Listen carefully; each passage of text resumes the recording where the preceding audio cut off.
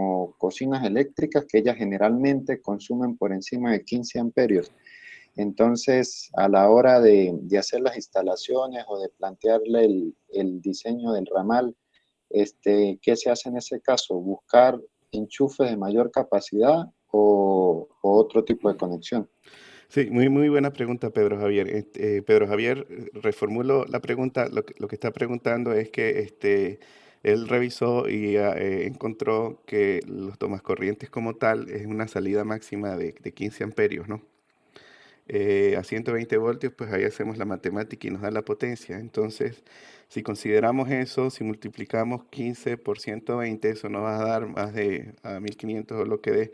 Si voy a conectar una cocina eléctrica, por ejemplo, de 2000, 3000 o 5000 voltiamperios, ya no me va a servir. Entonces la pregunta es qué se hace ahí en ese caso. Es muy buena pregunta. Y a la final eso lo vamos a discutir cuando ya pasemos a la unidad 3, que es el cálculo de circuitos ramales. O sea, por ahora, entender de que hay salidas de uso general, y esas salidas de uso general, que es donde se conectan los pequeños equipos, cada salida es de 180 voltiamperes, ¿ok? Y que hay salidas especiales que van a, en ese caso, requerir más potencia, como por ejemplo la cocina eléctrica o la nevera, la plancha, el calentador de pelo en el baño, etcétera. Entonces, a la final, cuando pasemos a circuitos ramales, vamos a analizar que en esos casos se requieren hacer circuitos ramales especiales que van a alimentar esas cargas. Y en ese caso, pues esos circuitos pueden ser que sean bifásicos, 2 hilos, 3 hilos, etcétera. Entonces, a la final, vamos a ver que debe haber un número de circuitos ramales necesarios para alimentar todas las salidas de tomacorriente de uso general, los especiales, y un número mínimo de circuitos ramales que también va a requerir la norma. Ujú. En este caso nos vamos a seguir el Código Eléctrico Nacional, que por cierto, por ahí hubo algunas preguntas el fin de semana que estuvieron leyendo y apareció en alguna de las lecturas la norma Covenin 200. La norma Covenin 200 es el Código Eléctrico Nacional y ustedes lo tienen allí en el material. O sea, sin embargo, posiblemente en unas 2 o 3 clases vamos a dedicar unos minutos de la clase a revisar y en sí lo que es el Código Eléctrico Nacional. Am, ok, entonces posteriormente veremos cómo haremos con esos tomas corrientes de uso general que van a requerir, digamos, esa potencia especial. Pero por ahora, de nuevo, nada más la ubicación de las salidas, ¿Ok? ¿Alguna otra pregunta? Perfecto. Por ahí también les mandé el fin de semana, creo que una revista de la IEEE para que, digamos, la revisen. A mí me llega mensual, creo, y entonces cuando me esté llegando los otros números también se las mando para que, digamos, lean y ahí les da una idea de qué es lo que está ocurriendo en la parte de ingeniería eléctrica. Ok, entonces, sin más preámbulo, vamos a continuar. ¿Alguna otra pregunta? Ok, me confirman por favor por el chat o a través de su audio de que pueden ver mi pantalla y que pueden ver el pizarrón.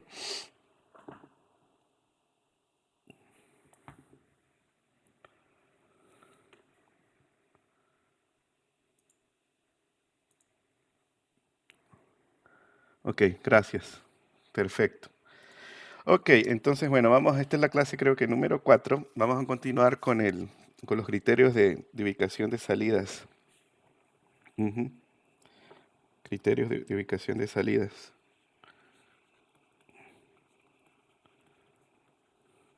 Y de ubicación de salidas. Y ya vimos la parte residencial. La parte residencial, que era el alumbrado, fuerza y auxiliares. Esto va a quedar para luego, ¿no? Al final del curso, auxiliares. Vimos esto como una especie de repaso para el alumbrado que consideramos que un bombillo alumbraba un área de 4 por 4 metros cuadrados, entonces de 16 metros cuadrados, y que podíamos considerar ese criterio para determinar el número de luminarias que se requieren. Adicionalmente, otros requisitos como por ejemplo las luminarias que se colocan en el baño y también vimos que las que van en pared. Una cosa que se me escapó en la clase pasada es que cuando tenemos esto en estructura convencional, estructura convencional,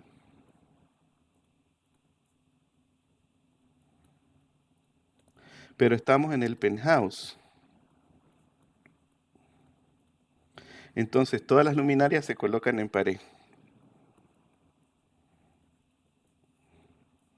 O todas las salidas de alumbrado, mejor dicho, todas las salidas de alumbrado en pared. ¿Y por qué? Porque generalmente si tengo penthouse, entonces el techo va a ser ahí el techo de machimbrado y entonces no puedo, por lo menos en la parte del diseño de instalación eléctrica, no puedo colocar esas salidas de alumbrado representadas en el techo como tal, sino que de nuevo para el penthouse tendría que hacerlo en las paredes. Ya posteriormente puede ser que entonces tome la salida de alumbrado de la pared y cuelgue una luminaria desde el techo, ya es diferente. Pero en términos eléctricos, la salida de alumbrado en penthouse va a estar ubicada en pared. Eso con respecto al alumbrado, con respecto a la fuerza, entonces vimos que había especiales y ahí los enumeramos aquí simplemente para recordar como la cocina eléctrica, aire, etcétera. Y estos van a ir, esas salidas de tomacorriente especial van a ir donde estén los equipos, o sea, cerca de los equipos.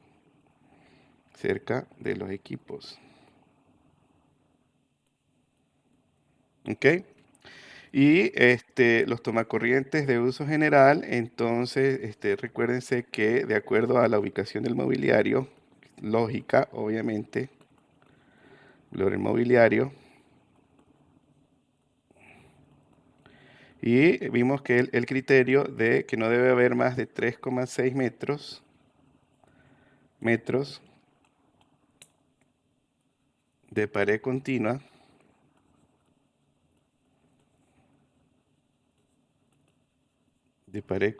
sin tomacorriente. O sea que esta es una distancia máxima de separación si tengo pared continua.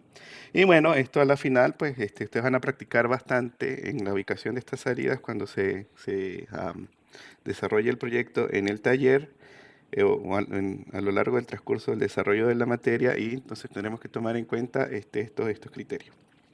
Ok, entonces ahora vamos a seguir con,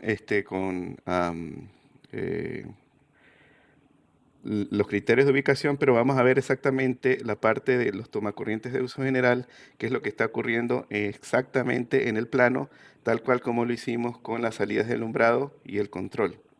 Entonces, permítanme exportar esto y seguimos.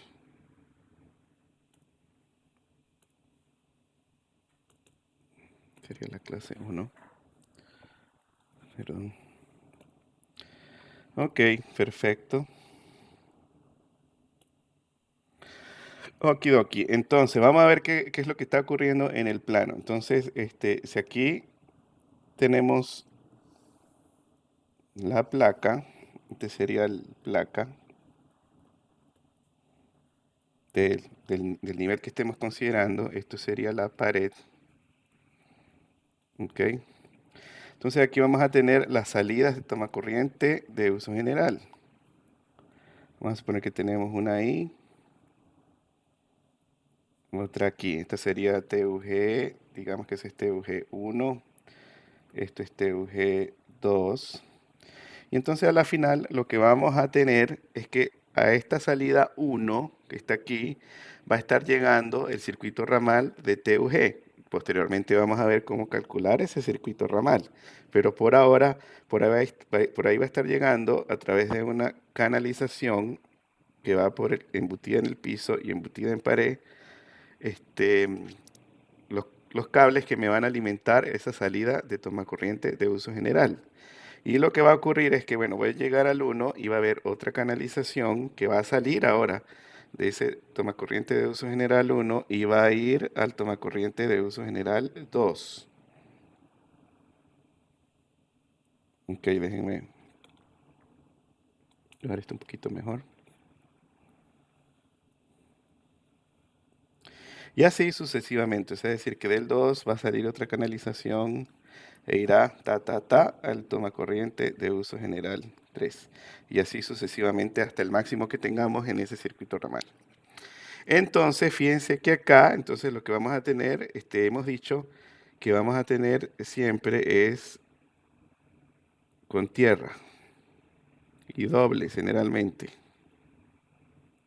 Y que esta salida es 280 voltiamperes. De hecho, este valor es especificado en el código.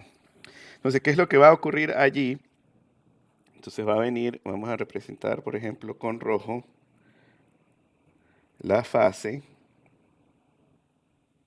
Viene la fase que voy a también voy a requerir el neutro. Vamos a representar el neutro con gris. Viene por la misma tubería. Y el conductor de tierra por la misma tubería. Entonces aquí vamos a tener tres cables. Vamos a tener la fase, el neutro y la tierra. Así vamos a representar la tierra con una raya arriba y otra raya abajo, o en los extremos de la línea. Entonces, fíjense, la tierra, pues la conecto con el terminal de tierra del toma corriente, que va a ser la fase con el terminal de fase y el neutro con el terminal de neutro, y hago un empalme y sigo a buscar el otro toma corriente. Es decir, aquí se hace un empalme y sigo a buscar el otro toma corriente, y después hago un empalme y sigo a buscar el otro toma corriente. Con respecto al neutro, hago el empalme y sigo a buscar el otro toma corriente. Ya luego vamos a ver fotos de esto que nos van a clarificar un poco más lo que está ocurriendo aquí. Hago un empalme y sigo a buscar el otro toma corriente, y lo mismo con la tierra. Hago un empalme y voy y sigo al próximo toma corriente. Hago un empalme y voy y sigo al próximo toma corriente. ¿Ok? Entonces, si representamos acá, queremos representar lo que está pasando en esta tubería, igual que en el caso anterior, sería igual el activo, el neutro y el conductor de tierra. Y en esta tubería exactamente lo mismo, el activo, el neutro y el conductor de tierra. Y esto sería de nuevo lo que está ocurriendo realmente en la instalación. La altura de esto generalmente es 0.4 a 0,5 metros sobre el nivel del piso. Y bueno, los especiales, pues entonces eso lo vamos a ver con posterioridad, va a ser un caso especial dependiendo si requieren 2 fases, 3 fases, etcétera, o con el número de hilos. Y la altura a las que se ubican, pues va a estar de acuerdo a donde esté ubicado el equipo. Entonces eso va a variar. Pero estas, digamos, las TUG son estándar y esa es la altura que normalmente van a tener. Entonces, lo que va a estar pasando acá en el toma corriente, entonces aquí tengo la caja, vamos a hacer un zoom en esa caja. Entonces por aquí es por donde están llegando los cables, por aquí es por donde salen, y aquí están los tres terminales del toma corriente. Entonces, si es la fase, me conecto, tengo un empalme y sigo. Si es el neutro, llega, me conecto, hago un empalme y sigo. Y de nuevo, si es la tierra, llego, me conecto, hago un empalme y sigo. Y eso es más o menos lo que está ocurriendo aquí en la caja. Ok, luego, ¿cómo se transfiere esto a lo que ocurre en el plano? O sea, ¿cómo lo representamos en el plano? Entonces, De nuevo, si aquí tengo, digamos, una representación bien burda, pero representación como tal de un cuarto, aquí está la puerta, y vamos a suponer que aquí está la cama, y vamos a hacer la ubicación de los tomacorrientes de uso general para este cuarto. Entonces, ¿se acuerdan la lógica? Si esta es la posición en la que va a ir la cama en ese cuarto, puede ser que la puedan colocar de otra manera, ¿no? Pero vamos a suponer que esta va a ser la única forma, entonces vamos a colocar uno a cada lado, de repente uno al frente, ¿verdad? Todos con tierra. Recuérdense que con tierra le hacemos la crucecita. Y es posible, bueno, que le coloquemos uno adicional de repente en esta pared, para que conecte ahí, no sé, la computadora o un radio o lo que sea. Esa, digamos, puede ser una solución a este caso.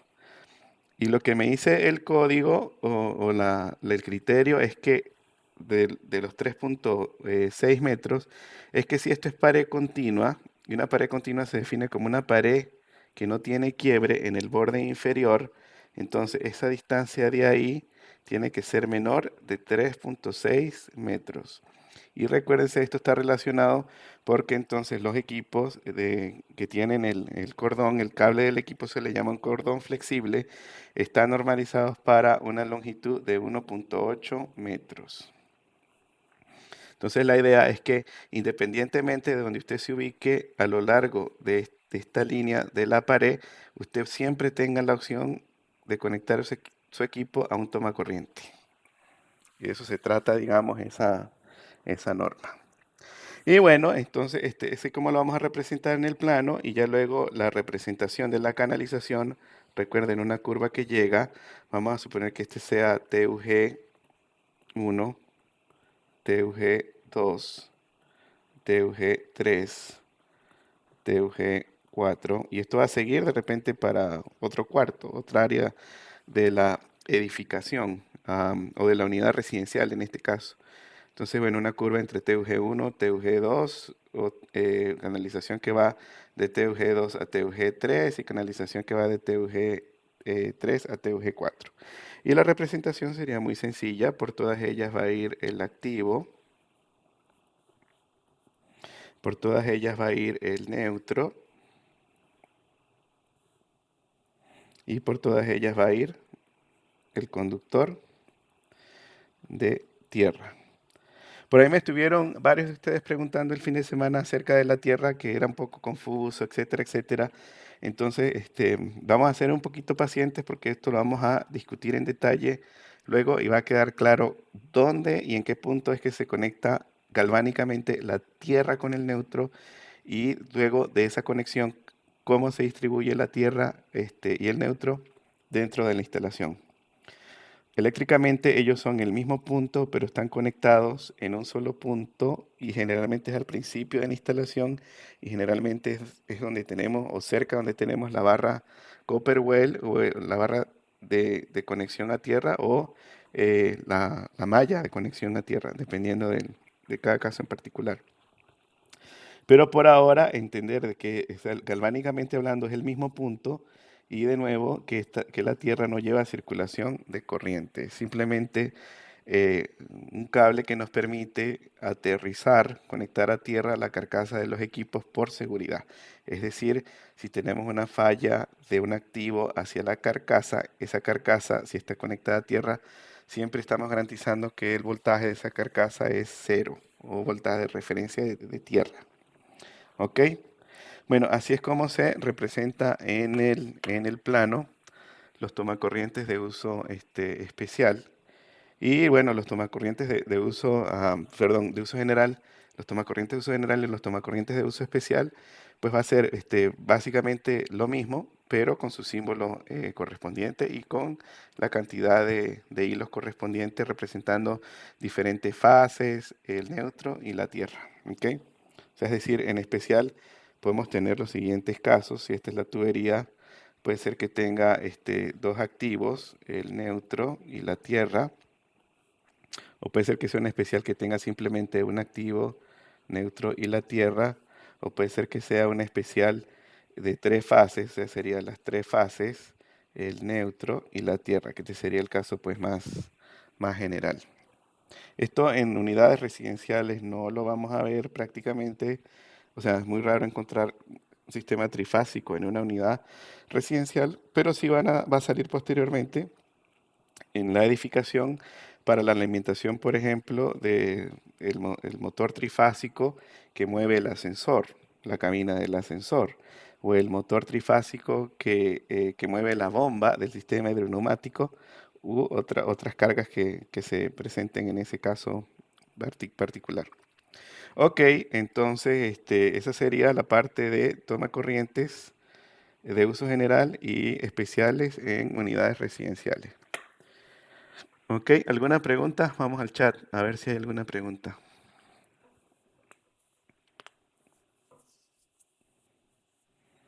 Ok, vamos a ver cómo está la asistencia hoy.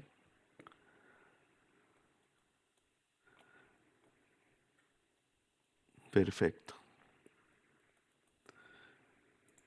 Ok, entonces si no hay preguntas, continuamos. Permítanme guardar esto. Y se los monto ahora más tarde en PDF 2. Y ahora vamos a revisar em, los criterios para criterios de ubicación.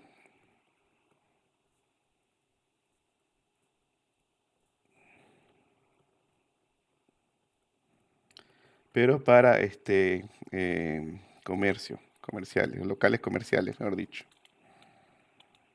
Para locales comerciales.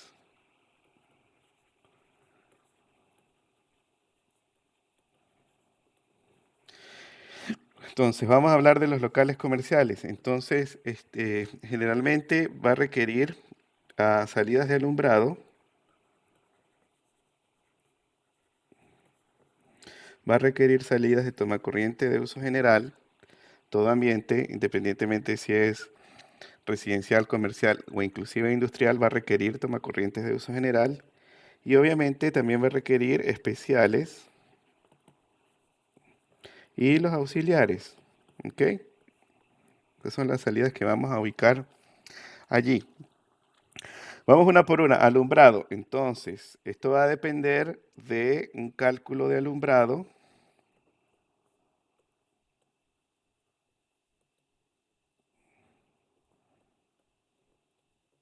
De acuerdo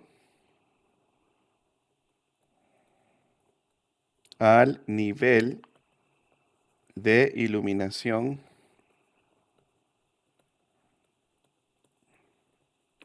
requerido acorde a la actividad que se desarrollará en el local. O sea, esto es lo que vamos a ver. Aquí vamos a tener que esperar un poquito en la unidad 2 o tema 2 de la materia. Y me explico. Eh, Dependiendo del local comercial, el local comercial va a estar destinado a una actividad específica. Por ejemplo, este local comercial va a estar destinado a hacer una panadería o una boutique o etcétera, o sea, cualquier comercio. Y generalmente o sea, vamos a conocer cuál es am, si se conoce ahorita discutimos eso, la actividad que se va a desarrollar en el local comercial, pues entonces en función de esa actividad voy a tener o es necesario tener un nivel de iluminación adecuado para desarrollar esa actividad.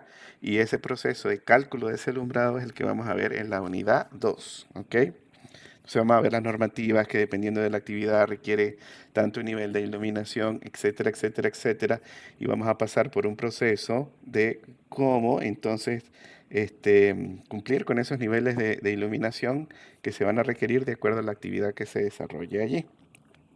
Los TUG este, eh, van a cumplir con la misma regla de los 3.6 metros de pared lineal.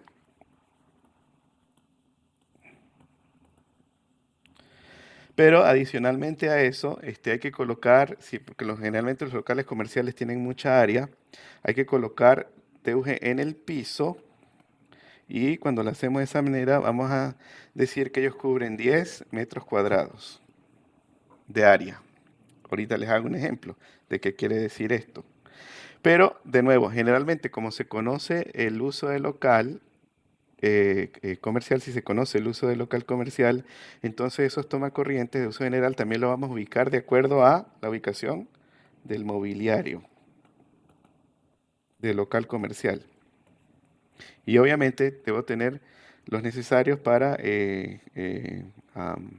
cumplir con la demanda de fuerza de tomacorriente de uso general del local comercial. Y los especiales, pues entonces, si me permiten acá, es igual que en el caso residencial y es de acuerdo a la ubicación de los equipos. ¿Ok? ¿Qué pasa? Si estamos haciendo el proyecto y no sabemos el uso del local comercial, entonces vamos a tener que hacer esto para un nivel general de alumbrado, generalmente unos 300 lux, está bien. Tomacorriente de uso general habría que hacer también, en ese caso que no se conoce el uso del local comercial, un diseño, digamos, general con tomacorrientes distribuidos a lo largo de las paredes y cubriendo los pisos.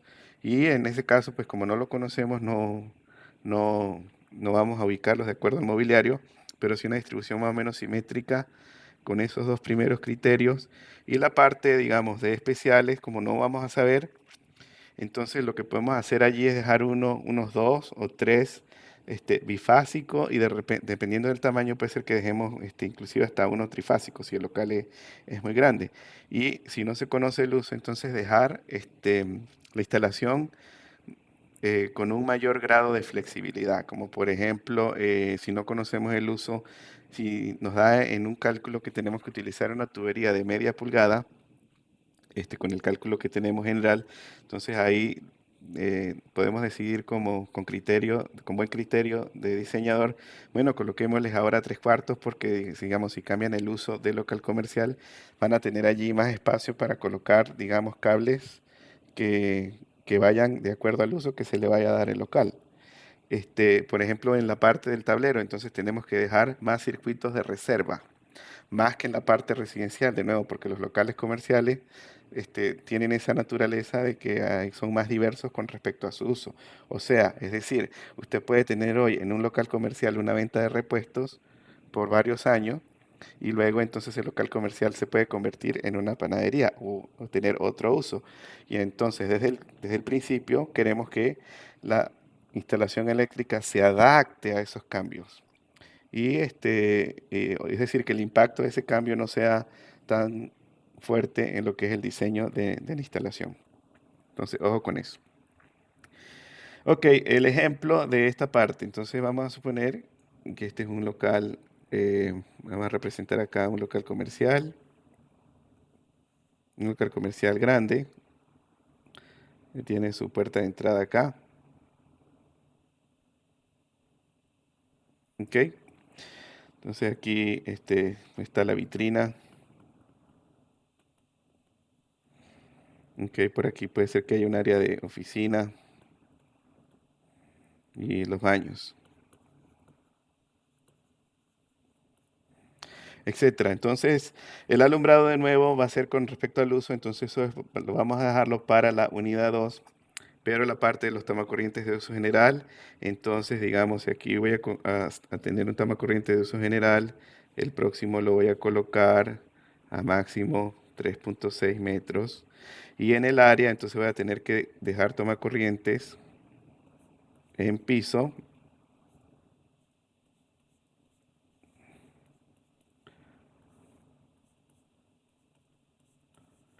de tal manera que pueda cubrir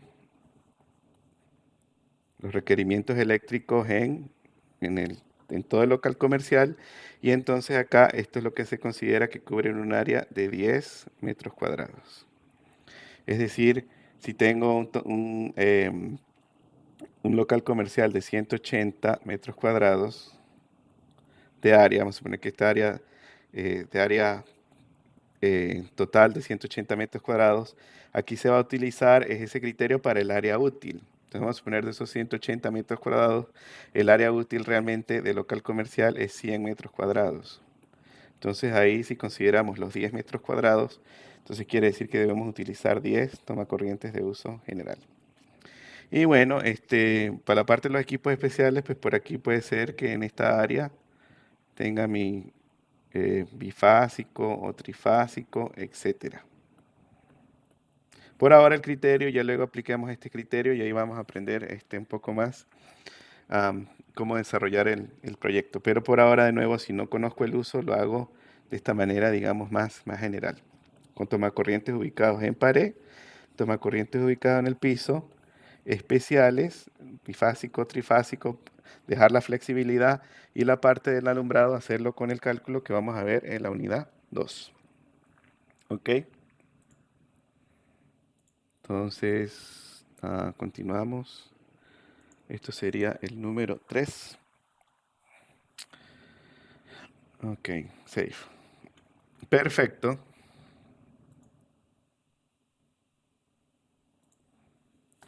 ¿Alguna pregunta? Eso termina la parte teórica de lo que es la ubicación de salidas de alumbrado, toma corriente de uso general y especiales, o sea, alumbrado y fuerza, y ya luego, cuando desarrollen el proyecto, pues van a surgir dudas que ah, nos van a permitir aclarar todos esos aspectos. ¿Alguna pregunta antes de comenzar los próximos tópicos eh, del tema que va a ser la parte de los materiales? ¿Ok? Ok, perfecto. Gracias, José.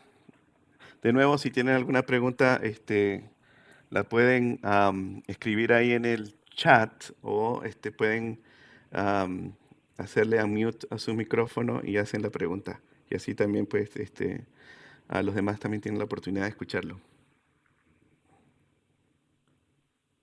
Ok, perfecto. Entonces vamos a continuar.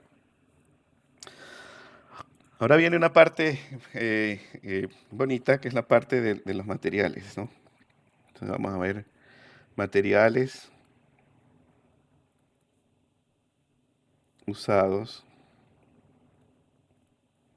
en instalaciones eléctricas. Entonces, ¿qué va a ser lo principal? Entonces vamos a tener el conductor. Los conductores, vamos a tener las canalizaciones. Todo esto tiene que ver con lo que es la tubería, tanquillas, bajantes, etcétera. Vamos a tener lo que son las cajas y cajetines. Vamos a tener lo que son las protecciones, en términos generales. Y acuérdense que es de sobrecorriente y de sobrevoltaje.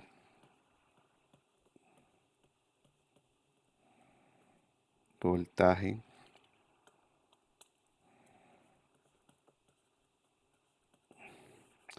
¿Qué más? Vamos a también a requerir el sistema de los transformadores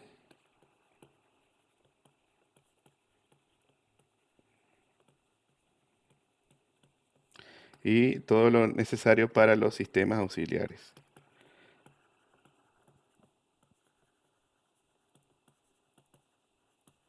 Vamos a requerir también, en términos generales, motores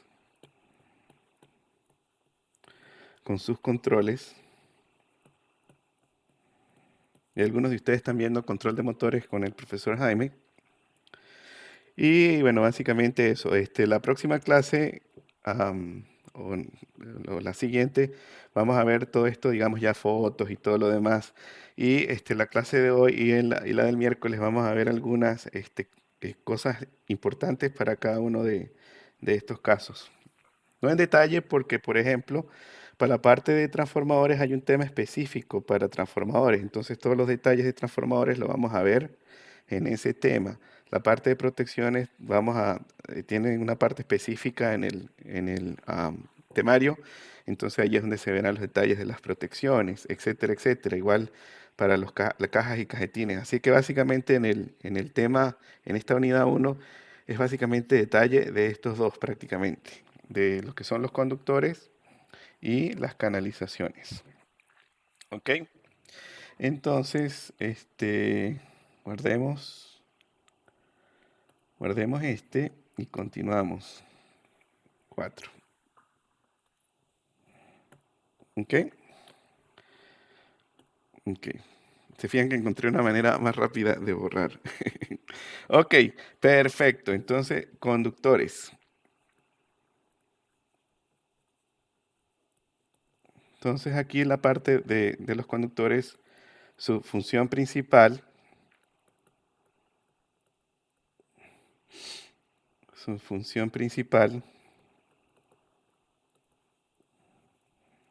es llevar la corriente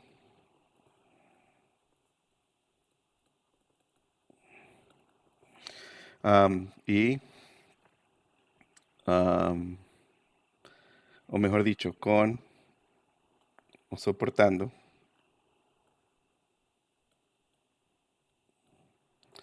un voltaje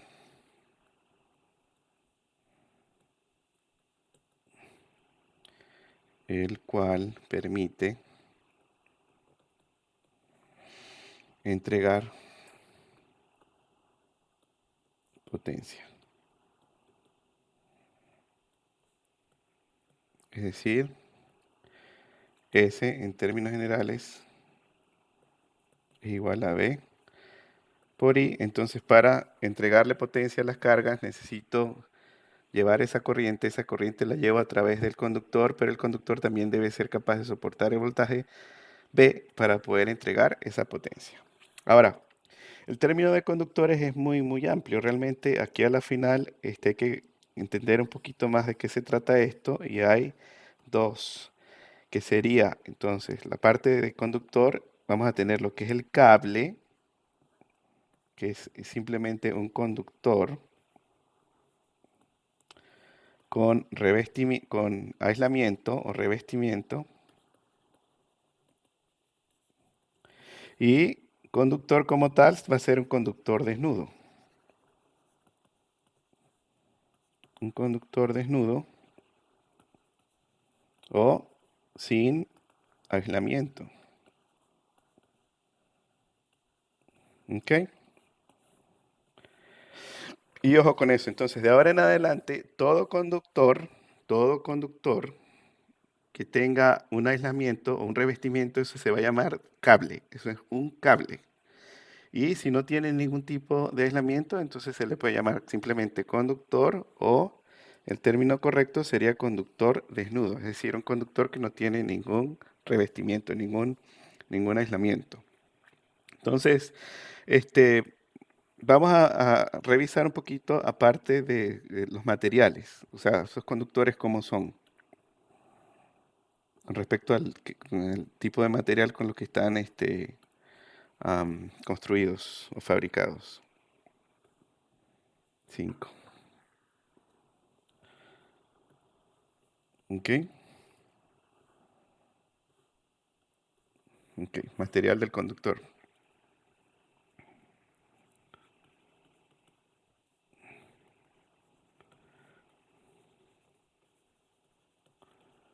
Materiales del conductor.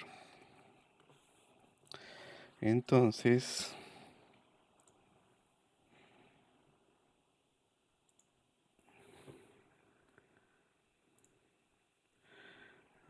permítanme acá cargar una tablita que les busqué.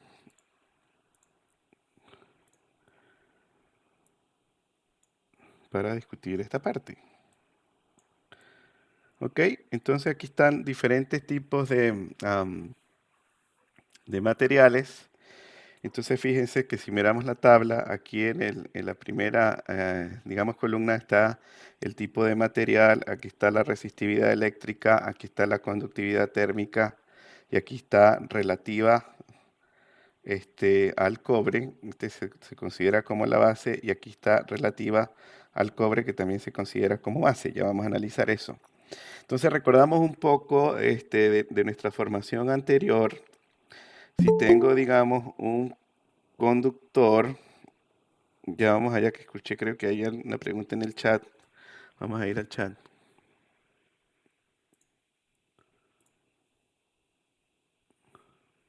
Ok, ahí viene alguien que... Chelly, perdón.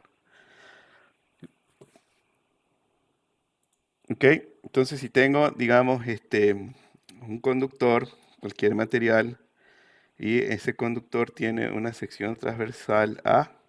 Acá estamos representando una sección transversal circular, pero puede ser, digamos, cualquier sección transversal de cualquier forma, configuración geométrica. Aquí por simplicidad la estamos considerando como cilíndrica. Tiene una longitud L,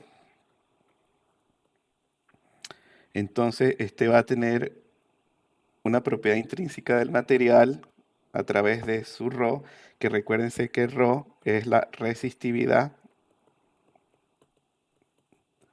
del material. ¿Y qué unidades tiene esa resistividad?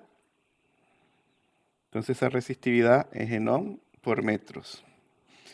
Entonces, si ese, digamos, son esa propiedad intrínseca de ese material, otras propiedades intrínsecas del material serían la permitividad epsilon, que está relacionada con el campo eléctrico y define entonces lo que es la capacitancia. Y otra propiedad intrínseca de ese material sería la permeabilidad mu, que está relacionada con el campo magnético. Y esta me va a definir es la parte de la inductancia. ¿Ok? L. ¿Sí? L.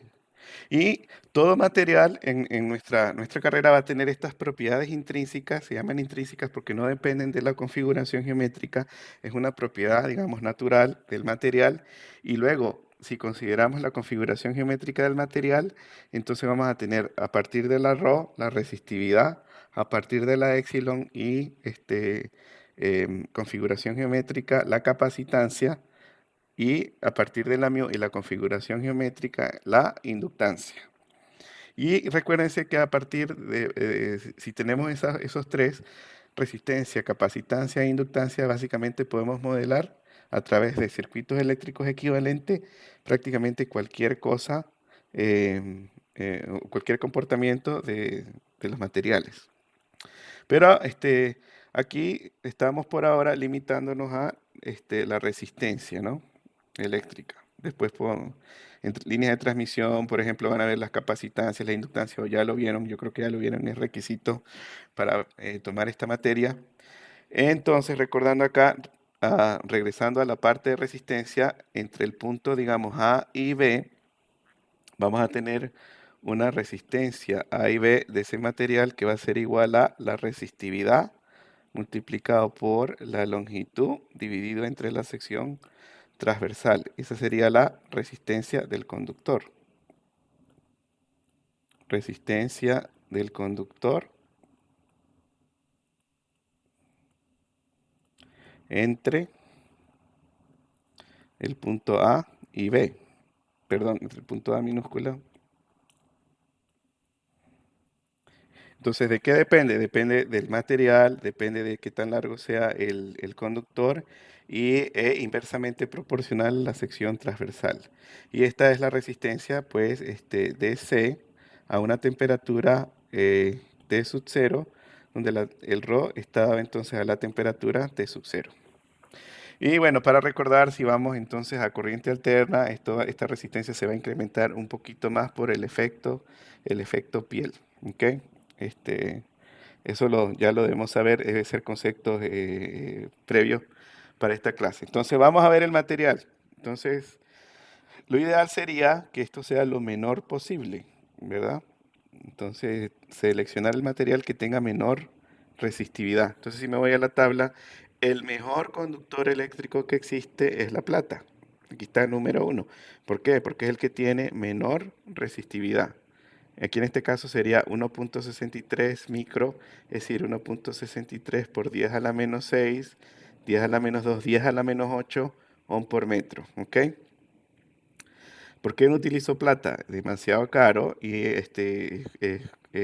o sea, tiene un alto costo comparado con el que le sigue, que es ¿cuál? El cobre. Luego el oro, fíjense que el oro no es el mejor conductor de electricidad, está como número 3, pero obviamente no vamos a tener conductores de oro porque la disponibilidad de ese material es poca y su costo.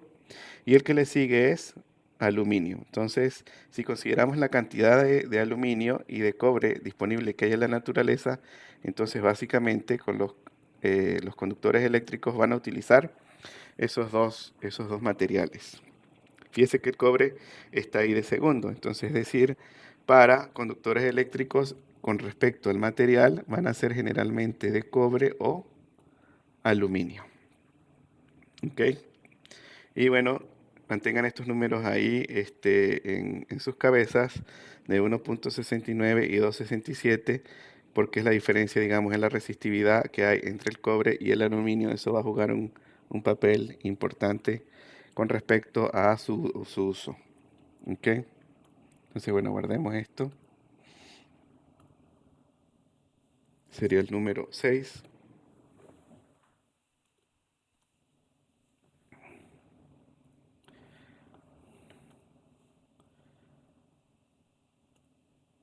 Ok.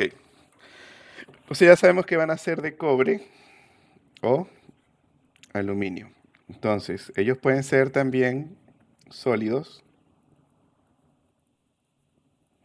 Entonces, si es sólido, es básicamente material sólido. Entonces, generalmente de forma cilíndrica. O puede ser que sean trenzados. Entonces, si lo hago trenzado, entonces sería, tengo las trenzas del conductor.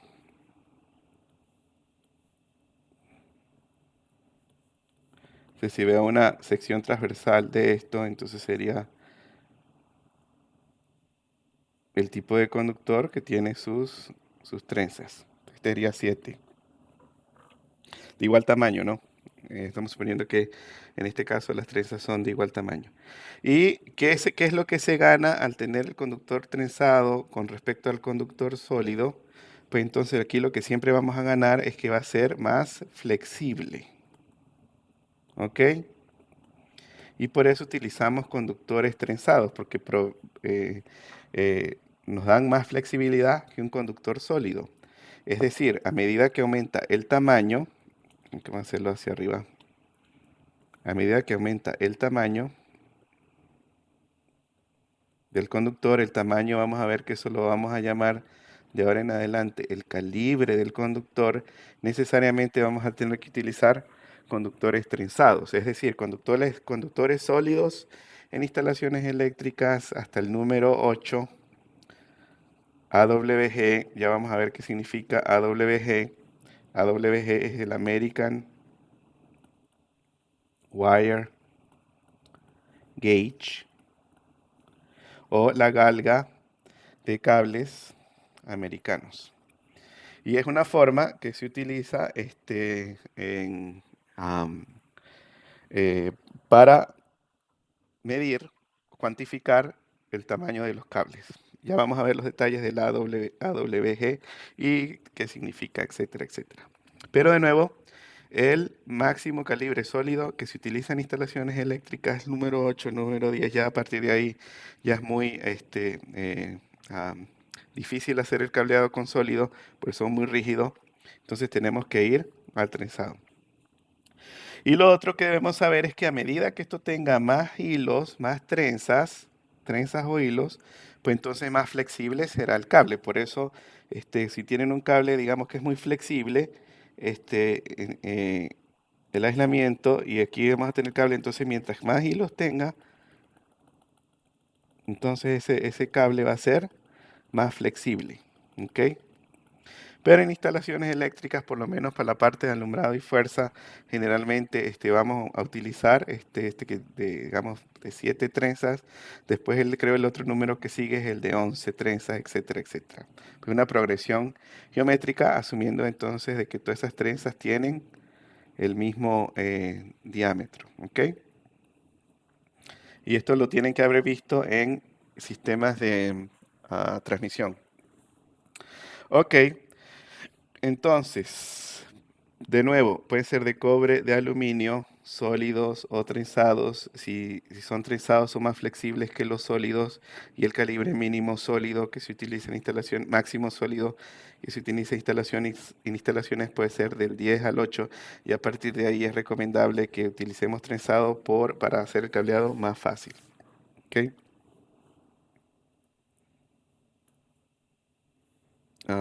Serían 7. Safe. Ok. Ahora, en instalaciones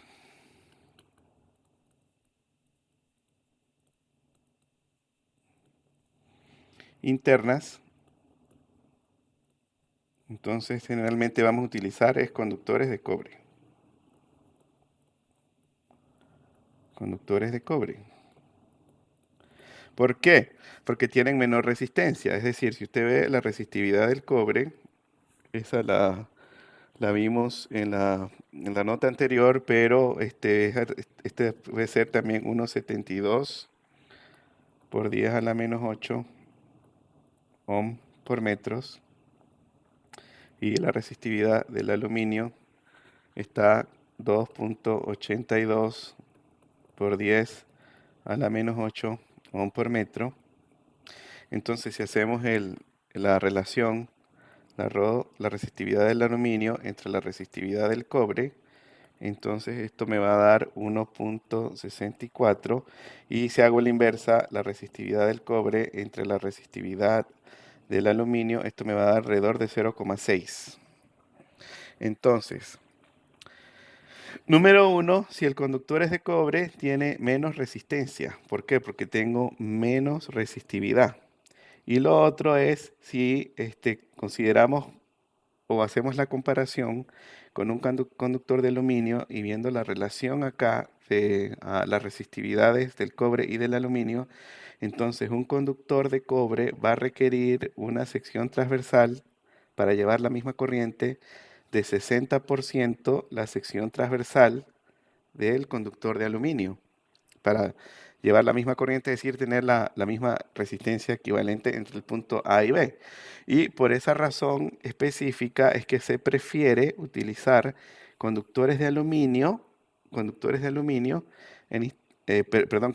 cobre en instalaciones eléctricas internas, porque van a tener en términos generales menor diámetro para llevar un cierto nivel de corriente, o, visto desde otro punto de vista, van a tener mayor capacidad de corriente, mayor amperaje con respecto a un conductor equivalente de aluminio. ¿Ok?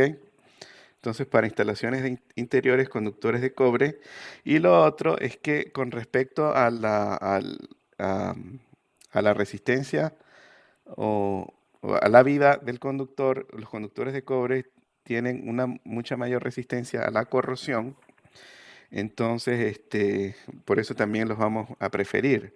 Generalmente el aluminio, si no somos cuidadosos con respecto al contacto de diferentes materiales metálicos, entonces puede ser que tengamos muchos problemas de corrosión con el aluminio. ¿Ok? En Venezuela, a raíz de la crisis, y eso estaba ocurriendo hace 5 años cuando yo me vine, habían ciertos proyectos que estaban tratando de, en vez de utilizar conductor de cobre, hacer las instalaciones eléctricas con conductores de aluminio, porque sabemos, digamos, que en Venezuela hay muchas reservas naturales de aluminio, y el aluminio se puede encontrar relativamente más fácil que el cobre. Entonces Corpoelec tenía ese proyecto. No sé qué pasó con ese proyecto, pero me imagino que En la actualidad eso se ha desarrollado un poco. Am, y bueno, el cobre, generalmente esto viene de Perú o de Chile, en Latinoamérica, y otros países que tienen pues grandes producción de cobre. Pero de nuevo, en instalaciones internas vamos a tratar de utilizar conductores de cobre y el calibre mínimo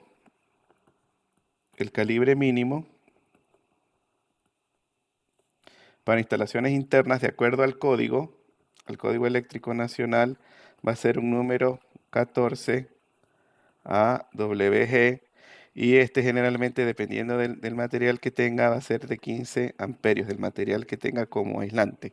Eso lo vamos también a analizar hoy o en la próxima clase, dependiendo de cómo nos vaya con el tiempo.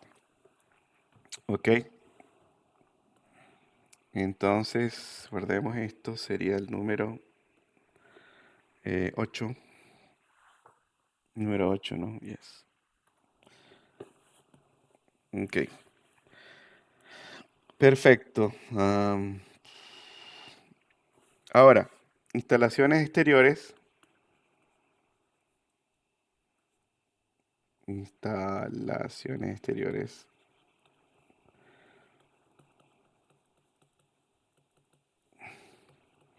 Y aquí específicamente nos estamos refiriendo a sistema primario de distribución, por ejemplo.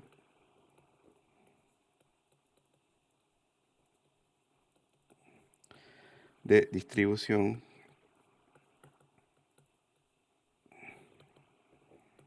Entonces ahí sí podemos utilizar conductores de aluminio. Entonces esos son los conductores que ustedes ven en la calle, y de ahora en adelante empiecen a mirar el sistema. Si aquí está el poste, su cruceta, aquí están los aisladores. Este sería un poste de alineación porque no hay un cambio de ángulo. Entonces, esos serían los conductores que ustedes ven en el poste. Generalmente son de aluminio. ¿Ok? De aluminio. Y después vamos a ver los detalles, pero generalmente son de varios tipos. Es el AAC o el ACSR o el AAAC. Estos son los más comunes. AC, perdón, el segundo era ACSR. Que esto también debieron haberlo visto en instalación, en sistemas de transmisión. Por lo tanto, un repaso. Entonces recuérdense que el AAC es el All Aluminum Conductor. Entonces este es conductor totalmente de aluminio. El ACSR es Aluminum Conductor Steel Reinforced. O sea, conductor de aluminio reforzado con acero. Ya vamos a ver un poquito de los detalles. Y este es All Aluminum Alloy. Aluminum Alloy. Aluminum Alloy.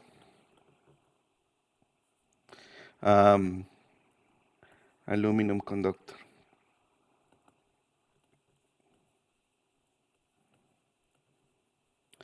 Ok, y básicamente, que está acá generalmente no puede tener mucha tensión y no es, digamos, autosoportado, porque el aluminio es un material suave. Entonces, ¿qué es lo que ocurre? Estos dos que están aquí, lo que hacemos, si vemos la sección transversal de la CSR, por ejemplo, entonces una de las trenzas, generalmente esta del medio, va a ser de acero. Steel es acero. Entonces va a ser de acero, y entonces las trenzas que van a ir alrededor son las trenzas que van a ser de aluminio. Entonces simplemente la trenza que es de acero lo que me permite es que ese conductor sea autosoportado, es decir, me da la rigidez mecánica para poder tener tensión. Y este es algo en el medio, es decir, que ese refuerzo mecánico que se le hace a ese conductor desnudo es con una aleación de aluminio o aluminum alloy. ¿Ok? Y esa sería la parte de conductores desnudos y específicamente en instalaciones generalmente está relacionado es con el sistema de distribución primario. Y va a haber otra parte que Dios mediante tengamos tiempo de tocarla, que es un cable de potencia, un cable de potencia que es igual para los niveles de voltaje del sistema primario de distribución, pero en este caso entonces tengo el apantallamiento, o sea, tengo el conductor, el aislamiento y encima de ese aislamiento entonces voy a tener lo que se llama la pantalla metálica,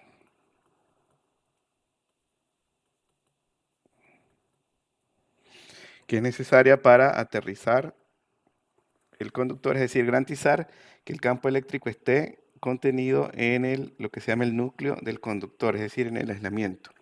Y eso es típico, a veces lo vemos porque aquí no necesariamente tengo, tengo un transformador en el poste, sino que si voy a una caseta, por ejemplo, que esté aquí se requiere en la instalación, tengo que llevar y alimentar ese alto voltaje desde el sistema primario de distribución hasta el transformador. Entonces esos son los sistemas que a veces vemos que este, tengo mi bajante y aquí me hago mi conexión y hago la transición a un cable de potencia. Entonces este sería el cable como tal y este sería el conductor. Por ahora simplemente entender lo básico, ya luego vamos a ver los detalles de esas conexiones y vamos a presentar fotos y todo lo demás. Pero fíjense de nuevo aquí, tengo que pasar de un sistema aéreo donde el aislamiento es el aire como tal a un sistema subterráneo donde el aislamiento ahora es el plástico, el polímero del aislamiento del conductor. Y de nuevo, con siempre su pantalla aterrizada para contener todo ese alto voltaje en el núcleo del conductor, núcleo del cable. El núcleo del cable, recuérdense, conductor con cubierta siempre se le va a llamar cable. Y en este caso, como es alto voltaje, se le llama cable de potencia de mediano voltaje o MV. ¿Ok? Perfecto. Y de nuevo, esto, digamos, en términos generales, ya posteriormente vamos a ver los detalles de cada uno de esos. Ok, vamos a ver si hay alguna pregunta. Y ahorita vamos a comenzar con la parte de el tamaño. Ujú.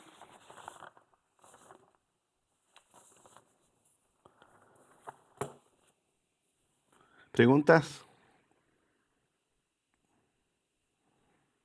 Ok, perfecto. Entonces continuamos.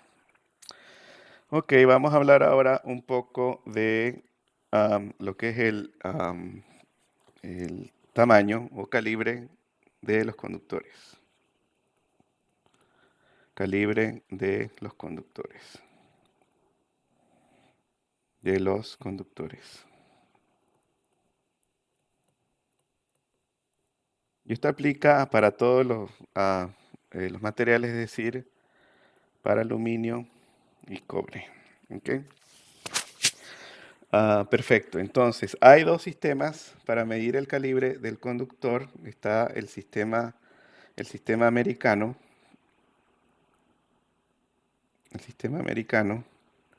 y está el resto del mundo.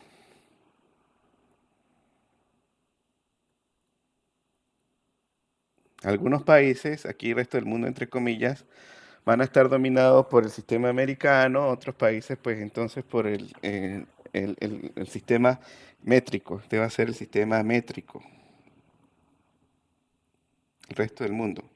Por ejemplo, Europa utiliza este sistema métrico. Pero bueno, vamos a enfocarnos primero en el sistema americano, el resto del mundo es el sistema métrico, o sea que si vemos el sistema americano hay dos tipos. Va a haber el sistema que se llama el AWG, y ese va a llegar hasta cierto tamaño, y va a haber el sistema que se llama los KC1000.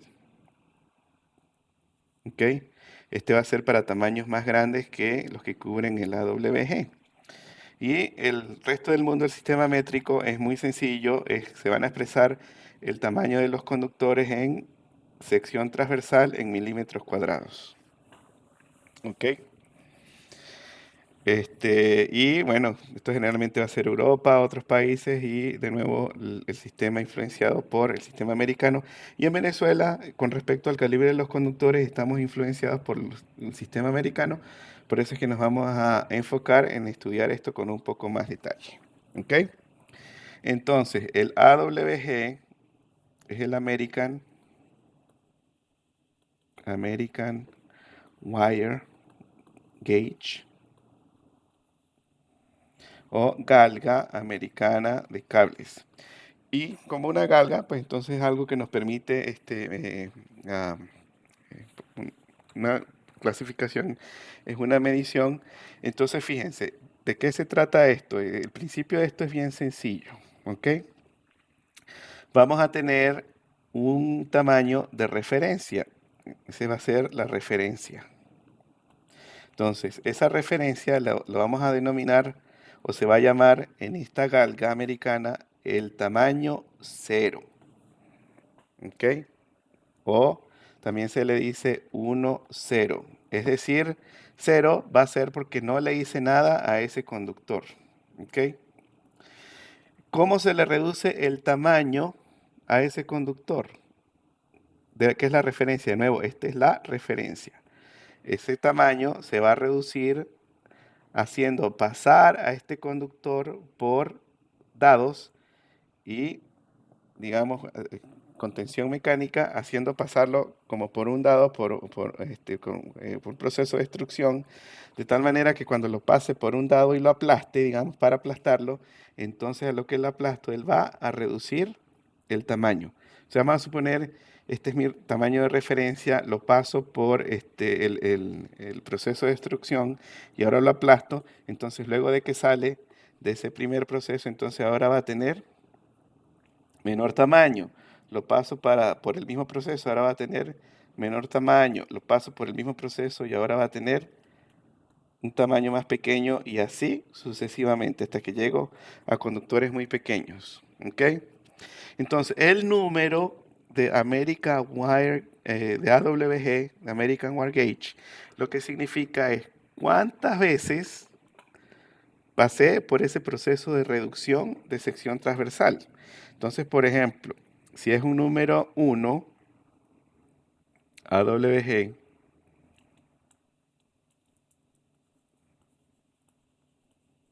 lo que quiere decir fue que pasé por este proceso de un, de un paso para reducir el diámetro o la sección transversal a partir del de referencia, pero realmente no lo hacemos en pasos de 1, sino que generalmente esto viene en pasos de 2. O sea, cada dos pasos. Entonces fíjense que aquí el que le sigue si es de cada 2 pasos, entonces sería el número 2 AWG. Después viene 2 pasos, sería el número 4 AWG. El número 6 AWG. Y así hasta que llegue a los que son típicos en instalaciones, como el número 12 AWG, el número 14 AWG. Y hemos dicho que este va a ser el calibre mínimo que vamos a utilizar en instalaciones. Entonces permítame cargar acá una imagen que nos clarifica un poco cómo es ese proceso de reducción de diámetro, de tamaño, de calibre a partir del tamaño de referencia, que de nuevo se llama 0, 1, 0, porque no le hice nada, o sea, ese no le he hecho ninguna reducción de calibre a ese tamaño, digamos, de referencia. Entonces, si aquí me permiten cargar esta imagen, entonces fíjense acá, perdón,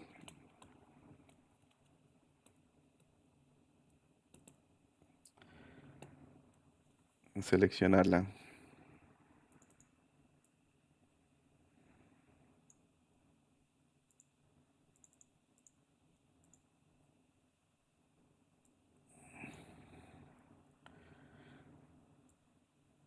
A ver cómo le cambia el tamaño.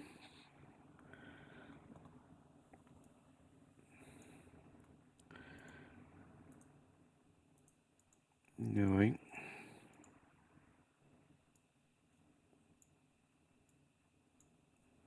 Bueno, hacémosle zoom entonces mejor. Ok, entonces, ajá, si ven acá, entonces sería, aquí estaría entrando el tamaño, de referencia inicial y a medida que la paso por ese, digamos, dados, entonces ese diámetro, ese tamaño del conductor se va reduciendo y entonces ese número de pasos es lo que me indica el AWG. O sea, cuántas veces se redujo el tamaño o el calibre de ese conductor de referencia, digamos, inicial. ¿Ok? Entonces resulta históricamente esto se desarrolló así, pero resultó históricamente que en algún momento ya el 1,0 no era suficiente. O sea, tenía ahora que ir en el otro sentido, o sea, tenía ahora que tener conductores más grandes.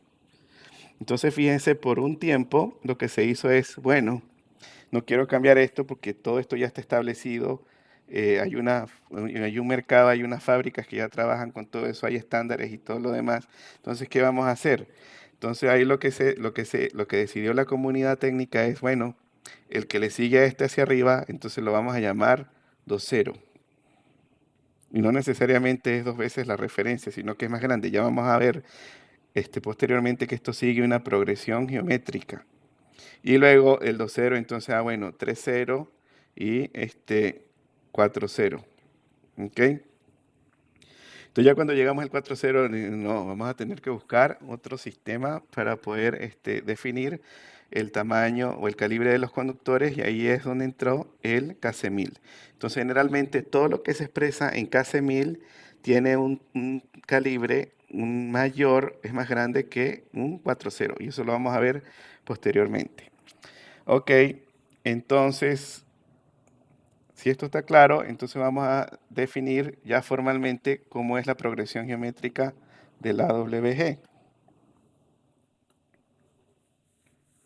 Sería 10.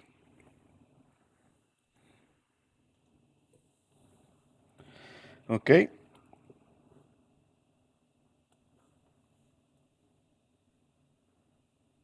Ok, entonces vamos a ver la progresión geométrica del AWG. Ya formalizándolo, ¿no?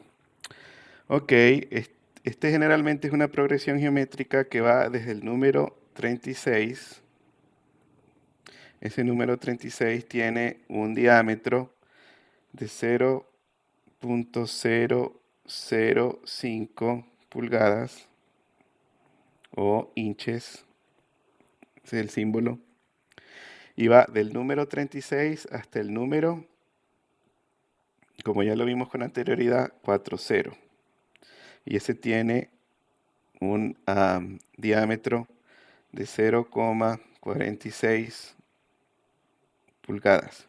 Entonces, la progresión geométrica de la WG me dice que el diámetro a una posición n de la progresión geométrica va a ser 0,005, es decir, el diámetro del más pequeño, que es el número 36, multiplicado por 92 elevado a la 36 menos n, dividido entre 39.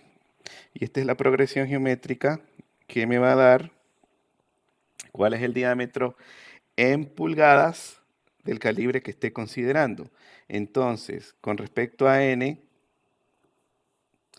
si n es 0, entonces está correspondiendo con el 1,0. Si n es menos 2, entonces está correspondiendo con el 2,0. Si n es menos 4, entonces estaría correspondiendo con el 4,0. Si n es 12, pues entonces me va a dar el diámetro del número 12 AWG. ¿Ok? O sea, este n lo que va a representar es el calibre, el número del calibre. ¿Ok? De nuevo, de esa tabla. Desde el 36, que es el más pequeñito, hasta el número 4, que sería el calibre más grande, ¿ok? De 0,46 pulgadas. Y esto si lo vemos en milímetros, entonces sería el dn va a ser igual a 0,127 milímetros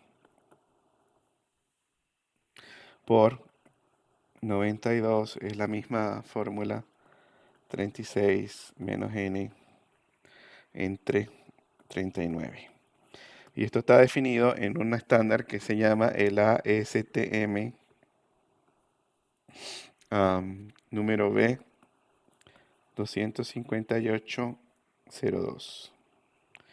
Y está en la sección 110.6 del Código Eléctrico Nacional. Ok. Eso sería el AWG. Entonces, ahorita vamos a ver una tabla de ejemplo con todos los calibres posibles que podemos tener ahí. Y de nuevo va del 36 hasta el número 4 y el calibre mínimo que vamos a utilizar nosotros en instalaciones, por lo menos para luz y fuerza, va a ser el número 14, AWG. Y para los sistemas de señales y telefonía puede ser que utilicemos hasta el número 18. Pero ya esto, digamos, son sistemas auxiliares de señales, pues, como telefonía, intercomunicadores, etc. Entonces, luz y fuerza de aquí hacia arriba. ¿Ok? Vamos a exportar. Y esto sería el número 11. Perfecto. Entonces ahora, ya que eso está claro, vamos a definir formalmente el KC1000 y seguimos. Ok. KC1000 o kilo circular 1000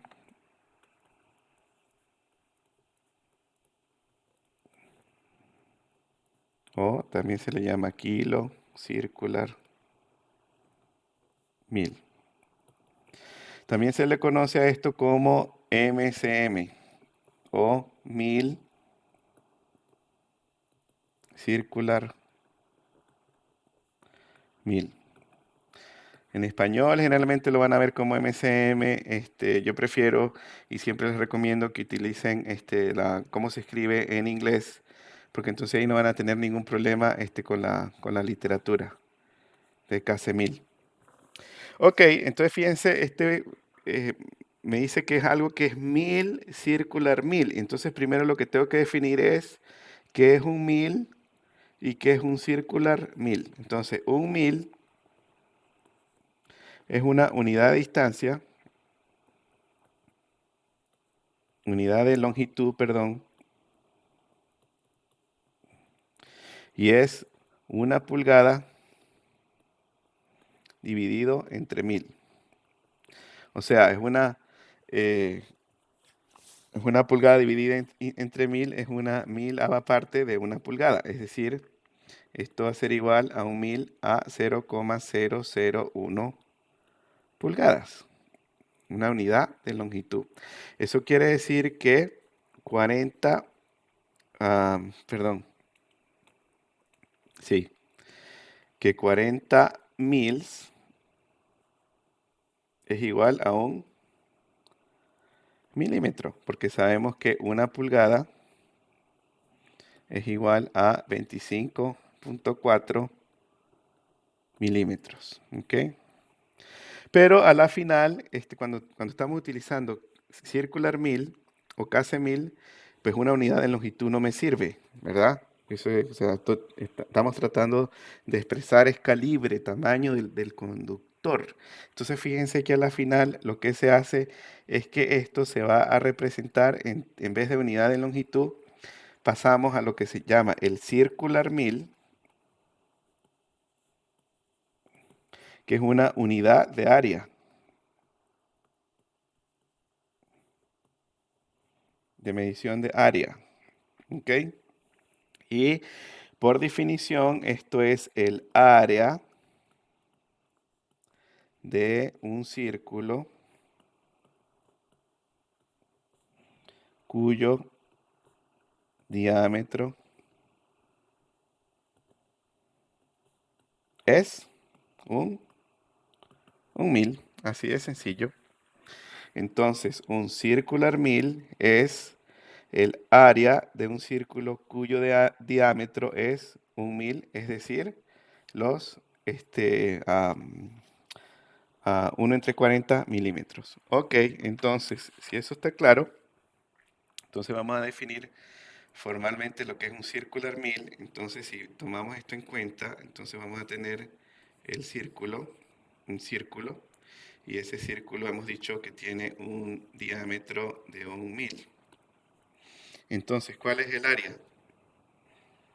El área de este círculo, acuérdense que es pi radio cuadrado o pi diámetro al cuadrado entre 4. Entonces, por lo tanto, un circular mill, un C1000, va a ser igual a pi por el diámetro al cuadrado entre 4, y esto entonces sería 0.001 inches o pulgadas.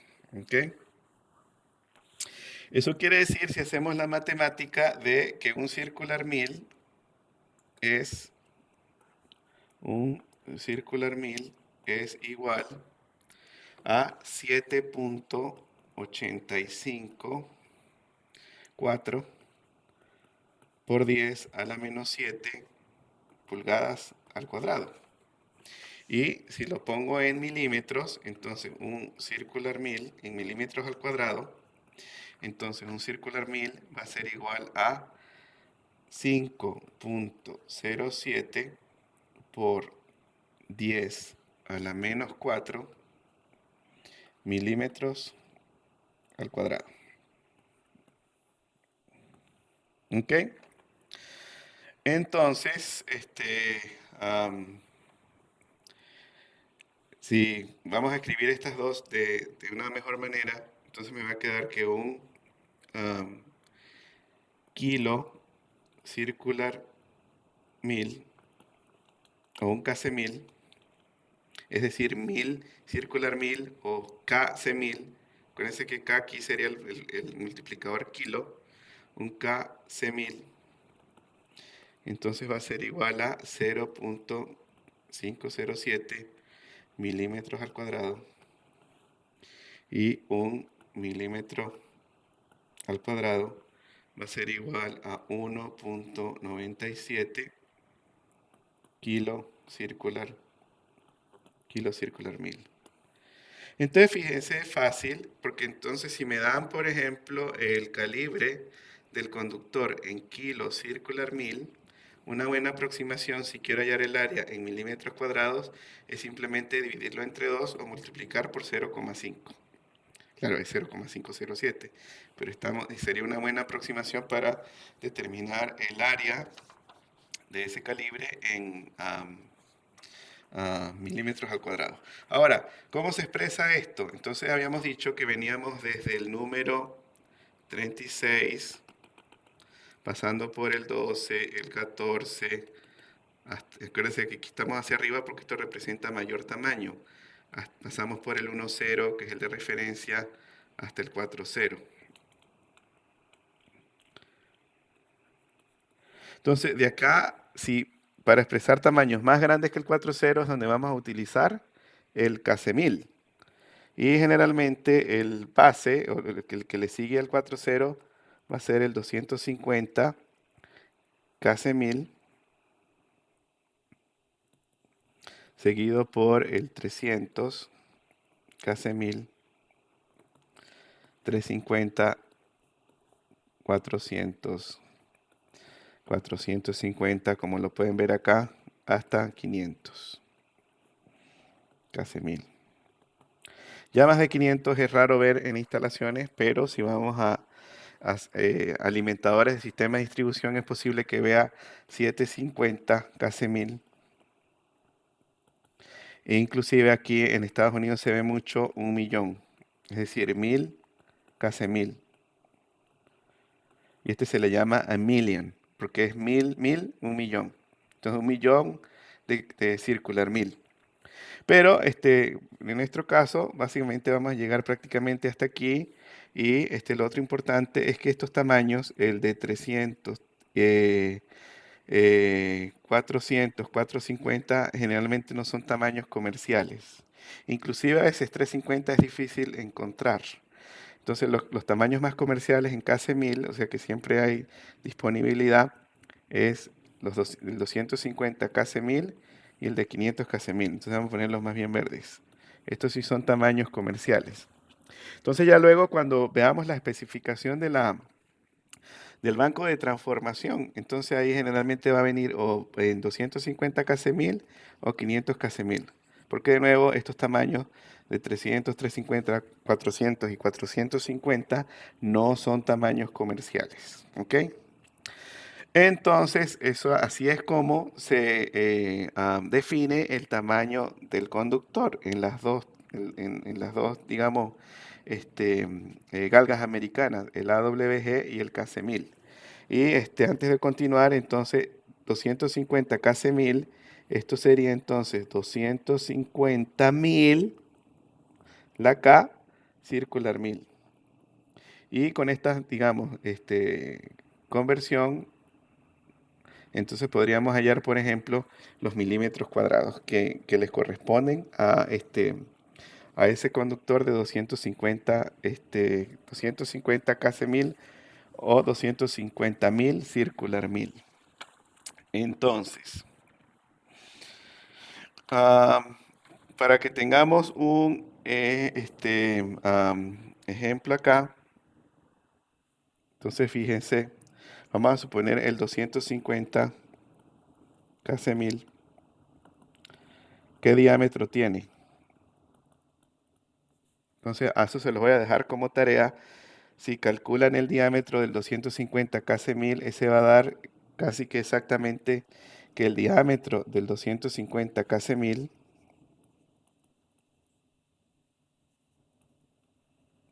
obviamente considerándolo como un conductor sólido, va a ser igual a 0,5 pulgadas. Y si eso lo comparamos con el diámetro que tenía el AWG de 0,46, el 4.0, entonces tenía un diámetro de, déjame revisar, ajá, el 4.0 tenía entonces un diámetro de,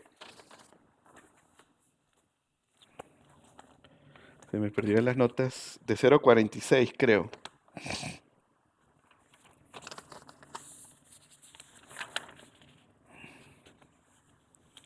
En un segundo. Perfecto.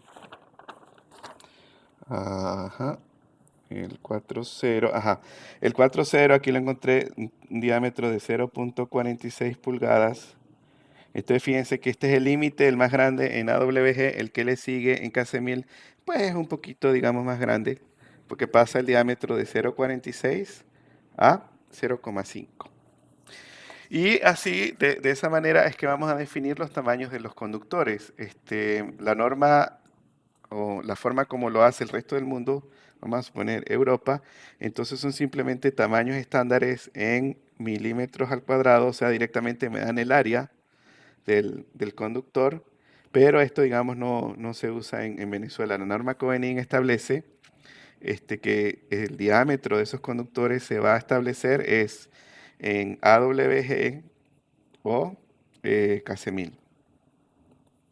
Y ya entonces sabemos con la clase de hoy qué es lo que significa eso.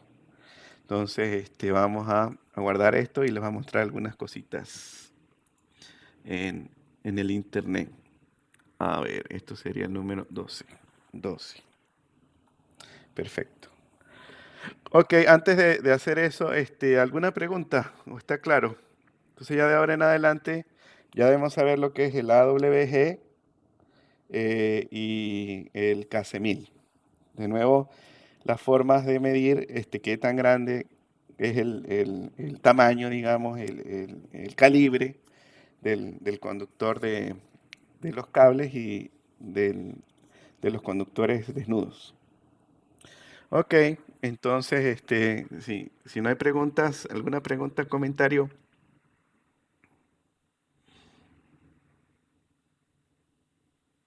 Ok, entonces si no hay, continuamos. Hay herramientas en internet que ustedes pueden utilizar, como por ejemplo Rapid Tables. Yo siempre lo utilizo para todo porque hay una cantidad ya tablas de referencia y de calculadoras, digamos, ya hechas. Entonces, aquí les quiero mostrar, por ejemplo, la tabla, una tabla de referencia rápida de lo que es el calibre, específicamente para el AWG. Entonces aquí, como ya discutimos, va desde el 4.0, el más grande, hasta el más pequeño. Aquí están considerando hasta el 40, pero recuérdense que en la progresión lo hicimos hasta el 36. Y ahí entonces pues simplemente puedo seleccionar, le puedo decir el material y puedo decir que calcule, y él entonces me va a dar una estimación de todos los parámetros, de lo que es el diámetro. Ya vimos que era para el 40.46 pulgadas, el diámetro en milímetros, la sección transversal en circular 1000. Y fíjense que que es el 40, que es el más grande en AWG, como ya vimos, está un poquitico por debajo del 250 kc1000. Ese de hecho corresponde en kc1000 a 211 kc1000, como lo ven acá en este cálculo. Me da la sección transversal en pulgadas al cuadrado, me da la sección transversal en milímetros al cuadrado, y en este caso me estaría dando la resistencia, cuando es de cobre, tanto en ohms por cada mil pies y en ohms por cada kilómetro. Entonces pueden utilizar esta como referencia. Y claro, acuérdense que hablamos que es una resistencia DC, y en este caso particular entonces me estaría dando a una temperatura de 20 grados centígrados, porque recuérdense que también tengo un cambio de ese parámetro ρ en términos de la temperatura, coeficiente de temperatura de la resistividad. Y en esta calculadora entonces lo puedo cambiar, por ejemplo, para aluminio, y vuelvo a hacer el cálculo. Entonces ya ahí, digamos, va a estar considerado el cambio del material. Eso lo van a ver ahí en el video. Entonces la página web es rapidtables.com, y ahí hay varias, digamos, herramientas que pueden utilizar.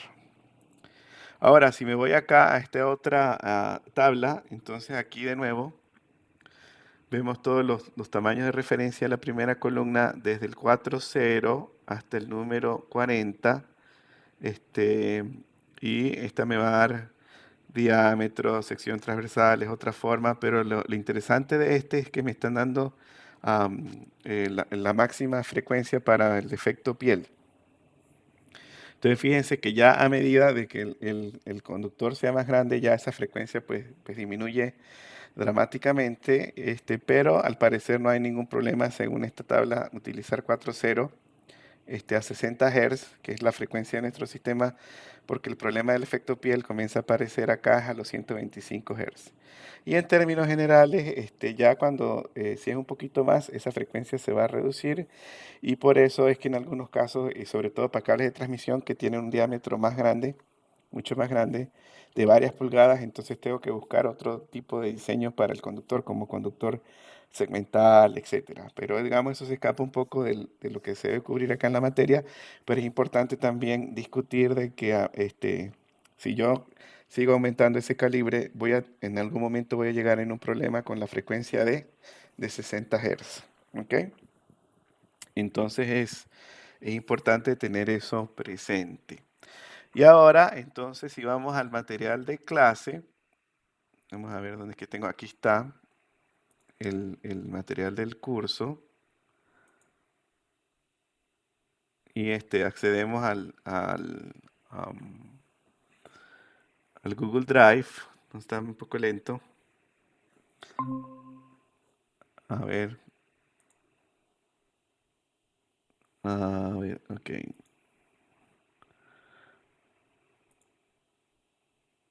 ¿Hay alguna pregunta?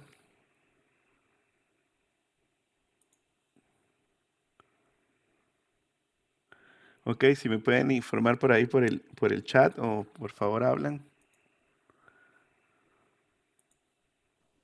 No, hasta ahora bien, profe. Ok, genial.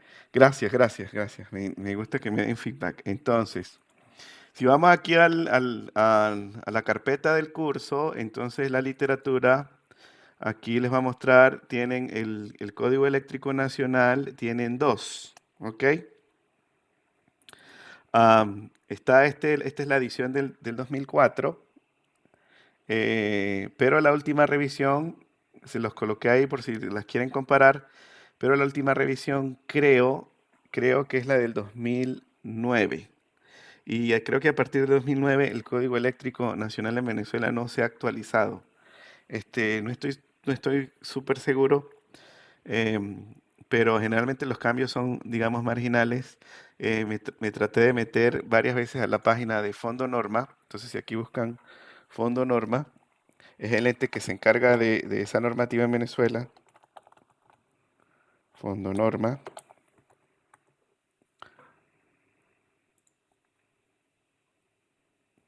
Esta es la parte, este es el ente en Venezuela que se encarga de la normalización, y ellos son los que revisan y emiten el Código Eléctrico Nacional. Bueno, regresando acá al Classroom, que se me hizo acá. ¿Dónde estás? Back. Ujú. Ok, aquí está. Entonces tienen el Código Eléctrico Nacional. Entonces, por favor, revisen esa sección, la 110.6. Luego, en una o dos clases vamos a analizar el código, por lo menos entre todos, a través de la clase, para, digamos, mencionar algunas palabras allí con respecto al código. Pero si vamos a las normas Covenin, a ver, aquí está el folder de la carpeta de las normas Covenin. Aquí hay una norma Covenin que específicamente trata lo que es lo que acabamos de discutir con respecto a los conductores. En la clase del miércoles lo que va a ocurrir es que, bueno, tenemos los conductores, ya debemos tener súper claro de cobre, de aluminio y el tamaño. Y lo que vamos a ver en la clase del miércoles es qué ocurre cuando a ese conductor se le coloca un aislamiento, un revestimiento. Am, y ese revestimiento tiene una temperatura de operación máxima. Esa temperatura de operación máxima es lo que me va a limitar la capacidad de corriente que lleva ese conductor. ¿Ok? Entonces, generalmente, dependiendo del tipo de material, vamos a hablar de todo eso en la próxima clase. Entonces, eso puede ser temperaturas típicas de 60, 75 y 90 grados centígrados, dependiendo si el polímero que se le coloca al conductor es un termoplástico o un termoset. Y vamos a ver las diferencias entre lo que es un termoplástico y un termoset. Pero déjenme ver acá si puedo identificar cuál es el de... ah, el de conductores, manual de instalaciones telefónicas, áreas de trabajo. Si no lo puedo ubicar hoy, se lo ubico para la próxima clase, o ustedes mismos lo pueden revisar acá, pero aquí está una de esas normas es la norma de... am, creo que era esta, sí, perfecto. Aquí está, esta es la norma Covenin 397. Entonces, alambres y cables monopolares aislados con termoplásticos para 600 voltios. O sea, no hemos entrado a hablar la parte del voltaje, lo vamos a hacer en la próxima clase. Típicamente para instalaciones residencial y comerciales, 600 voltios como máximo. Pueden ser 600 o inclusive hasta 1000. Y bueno, aquí está toda la descripción de ellos. Entonces, por favor, revisen esa norma. Empiezan a salir términos como termoplástico, clase TW. Eso lo vamos a analizar en la clase que viene, etcétera, etcétera. ¿Ok? Perfecto. Ok. Entonces, ¿hay alguna pregunta? Creo que ese no lo he exportado. Vamos a guardar este. Save. Ah, ujú. Este sería el número 13. Ok. Ujú. Déjenme revisar aquí a ver qué se me escapó. Ok. No, bien. Ok, entonces vamos a aprovechar estos últimos 15 minutos.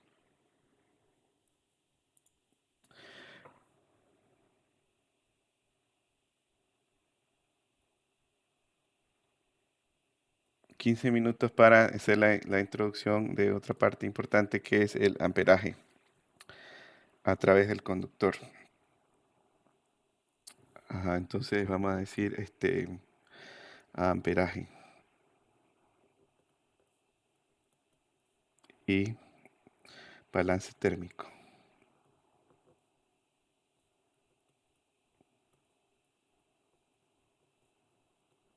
¿Ok?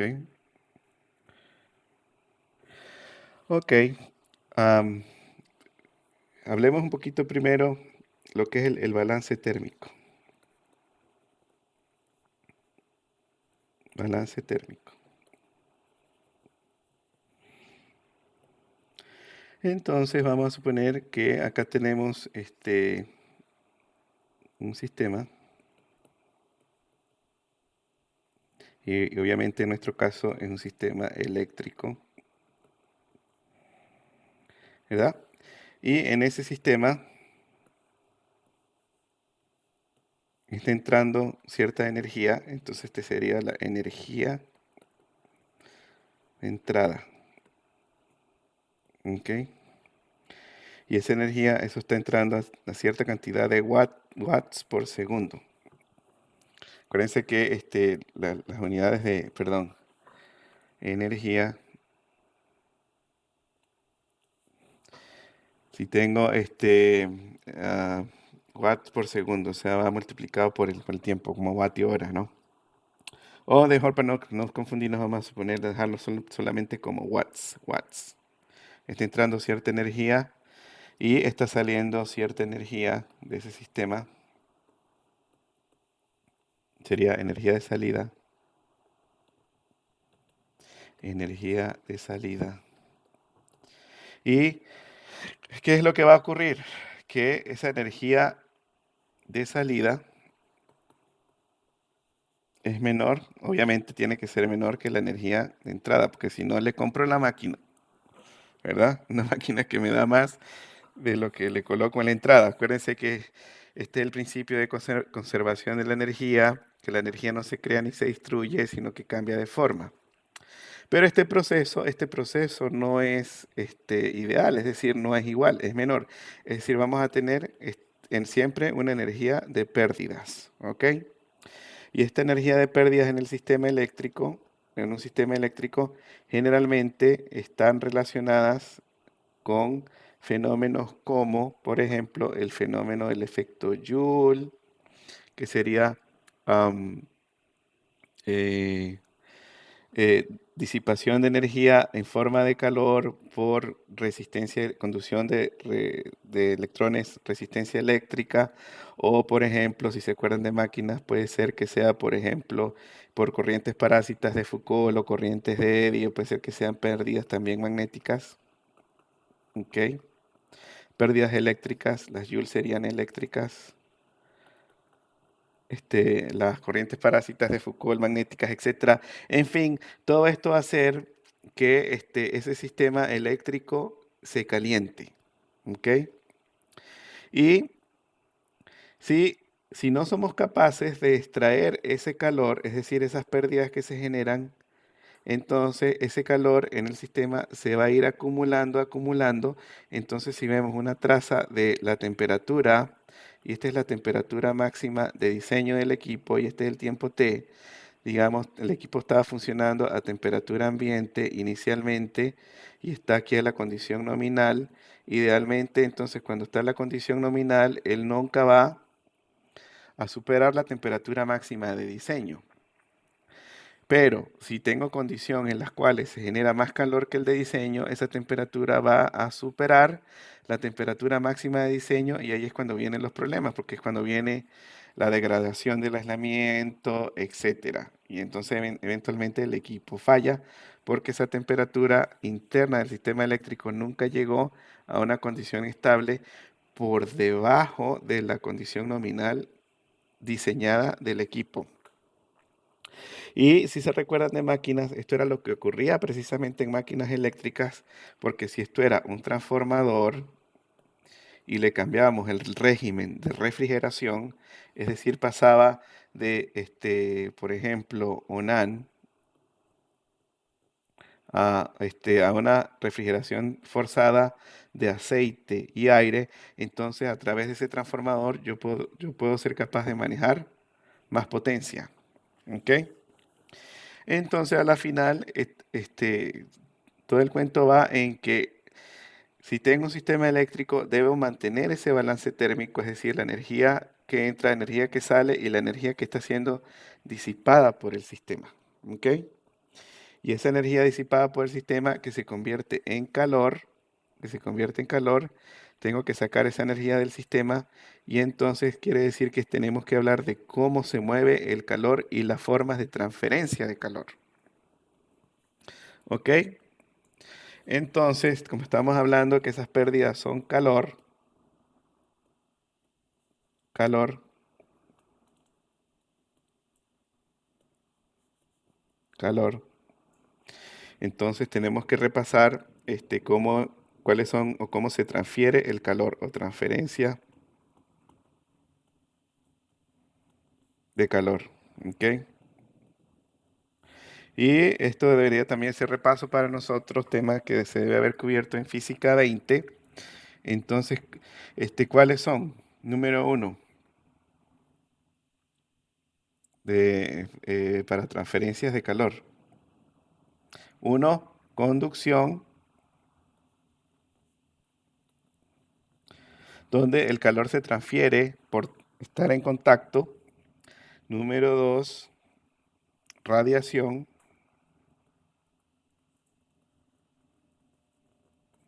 Y número tres, convección. Entonces, aquí sería radiación. Todo elemento a cierta temperatura va a generar infrarrojos y al generar infrarrojos, entonces va a hacer que estamos convirtiendo esa energía térmica en infrarrojos, es decir, en ondas electromagnéticas, y va a hacer entonces que la temperatura del cuerpo que esté emitiendo los infrarrojos disminuya si no está creando, digamos, más energía. Y esta precisamente es la forma de cómo recibimos energía del sol, a través de energía térmica del sol, a través de infrarrojos. Y la parte de convección, pues entonces es por movimiento de fluido, ¿no? Por movimiento de fluido. Y en este caso el fluido, pues un gas.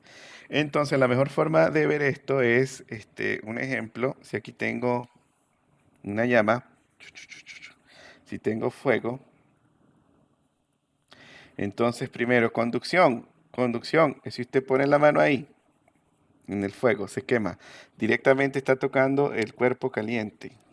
Entonces está haciendo la transferencia de calor desde la llama hasta la mano porque la tocó. Radiación es si usted se para al lado de la llama. Entonces usted está al lado de la llama y usted siente ese calorcito que le llega de la llama. Esa sería la parte de radiación. Y la parte de convección no necesariamente está tocando el cuerpo, o en este caso la llama, sino que pone la mano aquí encima de la llama. Entonces el calor le llega porque hay un movimiento de fluido, en este caso del aire, y eso es lo que se llama la convección. Y esto funciona de dos maneras. Esta sería, digamos, la parte donde usted se calienta. También puede enfriar el sistema a través de los mismos fenómenos de conducción, de radiación y de convección. Porque va en doble sentido, pero recordando siempre que lo que se mueve entonces es el calor. La energía calórica es lo que se mueve. Ok. Luego, si aplicamos esto a nuestros conductores para tener una idea de lo que es el amperaje va a estar limitado precisamente en cómo ese conductor esté disipando la energía al medio ambiente. Entonces, o al medio en el cual se encuentra el conductor. Entonces, fíjese, si yo tengo aquí un conductor, de nuevo, muy fácil, una sección circular, un conductor cilíndrico, ya sabemos que tiene una longitud L, una sección transversal A y una resistividad ρ. Entonces recuérdense que entre A y B íbamos a tener una resistencia AB igual a ρ por L entre A. Y entonces, ¿cuál va a ser las pérdidas de potencia por efecto Joule que vamos a tener en este conductor. Entonces, si aquí tenemos una corriente circulante I, entonces las pérdidas van a ser en watts, va a ser las pérdidas, potencia de pérdidas en ese conductor van a ser iguales a I al cuadrado por la resistencia AB. ¿Ok? Y es decir, que esa corriente, que va a ser el amperaje máximo de ese conductor, va a estar limitado por la manera en la cual vamos a ser capaces de transferir ese calor que se está generando en el conductor al medio ambiente. ¿Ok? Y eso es lo que vamos a comenzar a ver en la próxima clase para definir entonces cómo podremos establecer una relación de nuevo entre esa corriente y ese amperaje máximo del conductor. Y muy importante entender qué ocurre, por ejemplo, si en un conductor, en un cable, entonces me cambia la temperatura ambiente de operación.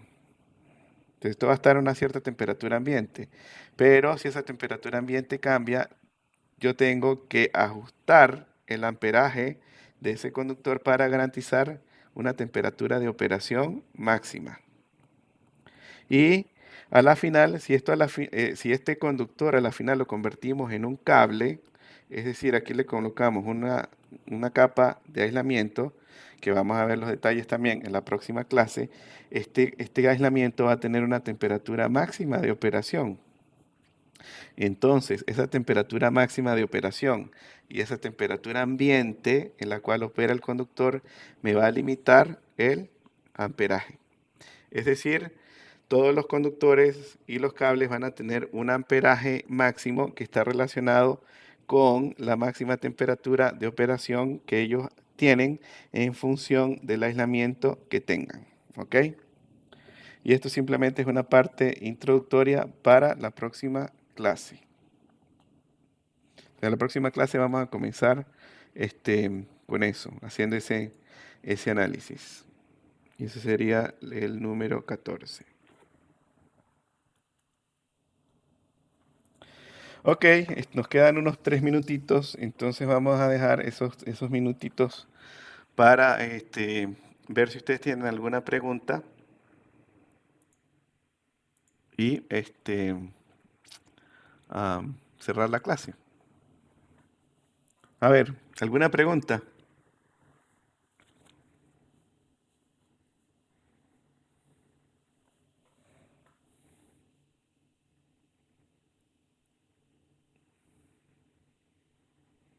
Ok, chat, micrófono.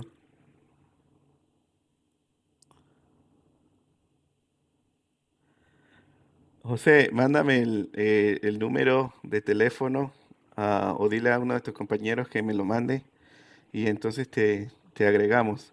También son administradores del grupo, uno de los estudiantes y la profesora Marisol y el profesor Jesús Manuel. Déjenme ver aquí quiénes son los administradores del grupo. A ver, Group Settings. A ver.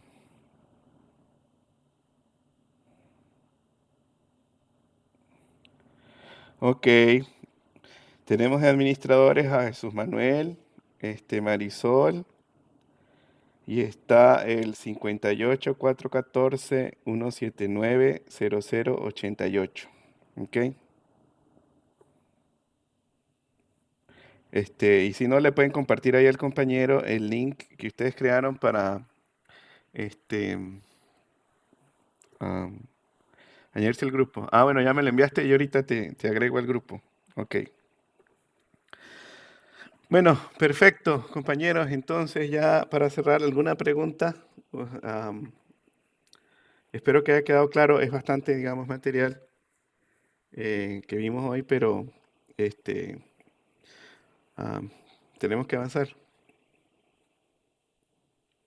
Gracias, Cheli. Feliz noche. Bueno, Perfecto, entonces si no hay ninguna duda o comentario, entonces que tengan buenas noches y nos vemos a Dios mediante el próximo miércoles, que vamos a comenzar de nuevo con cómo estimar o tener idea, entender cómo se determina el amperaje de los conductores. Entonces, bueno, que tengan feliz noche. Y ahora más tarde, luego de que cargue el video en YouTube, se les comparto por el grupo. Hasta luego, gracias, bye.